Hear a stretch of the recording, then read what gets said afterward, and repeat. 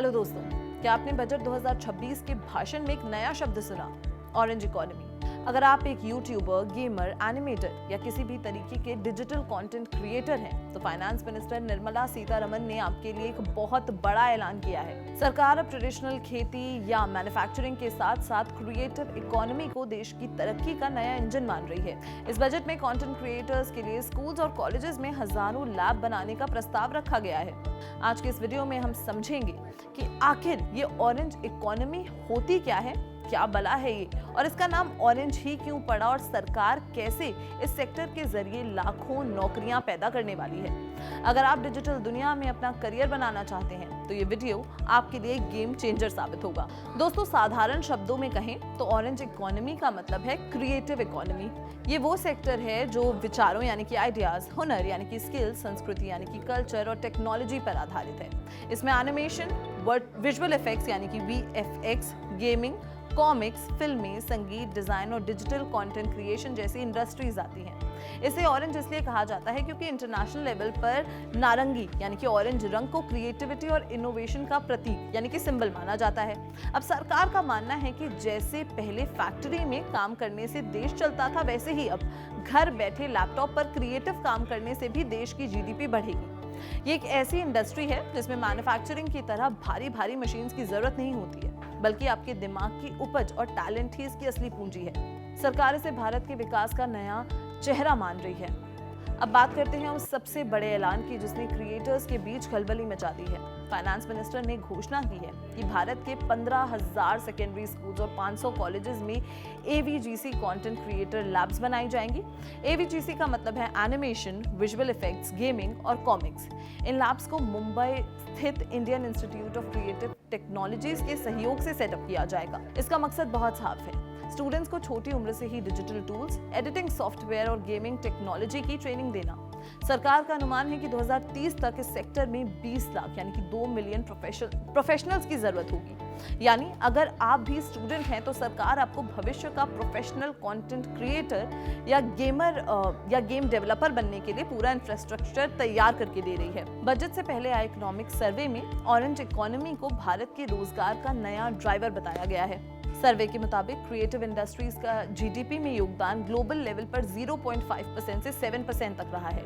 भारत में भी इसकी जो संभावनाएं हैं बहुत ज्यादा हैं। सर्वे में ये भी कहा गया है कि ट्रेडिशनल मैन्युफैक्चरिंग शायद इतने बड़े पैमाने पर वर्कफोर्स को ना खपा पाए, लेकिन ऑरेंज इकोनॉमी में लाखों युवाओं को काम देने की क्षमता यानी कि कैपेसिटी है।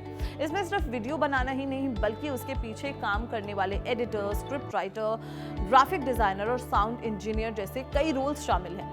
ये सेक्टर अर्बन डेवलपमेंट और टूरिज्म को भी बढ़ावा देता है। सरकार चाहती है कि भारतीय युवा केवल विदेशी गेम्स या फिल्में ना देखें, बल्कि खुद वर्ल्ड क्लास कंटेंट बनाएं और दुनिया को एक्सपोर्ट करें और दिखाएं। क्या आपने पिछले साल बड़े बड़े म्यूजिक कॉन्सर्ट्स और इवेंट्स की भीड़ देखी है? इकोनॉमिक सर्वे ने इस कंटेंट इकोनॉमी को भी ऑरेंज इकोनॉमी का अहम हिस्सा माना है। भारत की लाइव एंटरटेनमेंट इंडस्ट्री 2024 में 10,000 करोड़ का आंकड़ा पार कर गई। ये सिर्फ टिकट की बिक्री तक सीमित नहीं है। जब कोई बड़ा शो होता है तो उसके आसपास के होटल्स, ट्रांसपोर्ट, लॉजिस्टिक्स और लोकल दुकानों की भी कमाई बढ़ जाती है। सरकार इसे हाई मल्टीप्लायर इवेंट कह रही है। उदाहरण के तौर पर अमेरिका में लाइव म्यूजिक इंडस्ट्री लाखों नौकरियां देती है और अरबों डॉलर की कमाई भी करती है।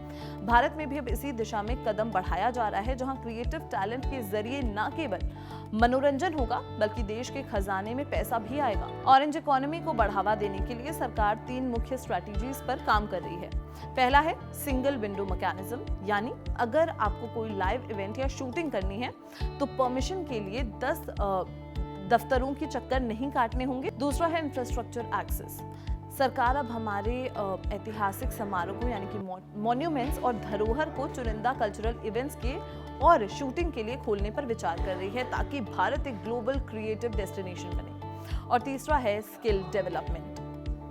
देश में क्रिएटिव प्रोफेशनल्स की भारी कमी को पूरा करने के लिए डिजाइनिंग और एडिटिंग के विशेष यानी कि स्पेशल कोर्सेज शुरू किए जा रहे हैं। सरकार का फोकस अब क्रिएटिविटी को नीश एंटरटेनमेंट से हटाकर एक मेन स्ट्रीम इकोनॉमिक स्ट्रैटेजी बनाने पर है। बजट 2026 में आर्टिफिशियल इंटेलिजेंस यानी कि एआई पर भी खास ध्यान दिया गया है। फाइनेंस मिनिस्टर ने घोषणा की है कि सरकार एक हाई पावर्ड पैनल बनाएगी जो ये देखेगा कि एआई का सर्विस सेक्टर और ऑरेंज इकोनॉमी पर असर क्या पड़ता है। कंटेंट क्रिएशन में अब एआई का रोल बहुत ज्यादा बढ़ गया है, चाहे वो एआई वॉइस हो या ऑटोमेटेड वीडियो एडिटिंग। सरकार चाहती है कि भारतीय क्रिएटर्स एआई के साथ कदम से कदम मिलाकर चले, ना कि उससे पीछे छूट जाएं।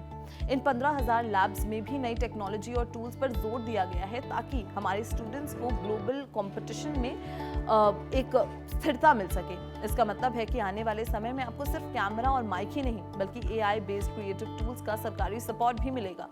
अंत में बजट 2026 का संदेश साफ है। अगर आपके पास कोई हुनर है या आप डिजिटल कंटेंट बनाने में माहिर हैं, तो आप देश के लिए बहुत कीमती हैं।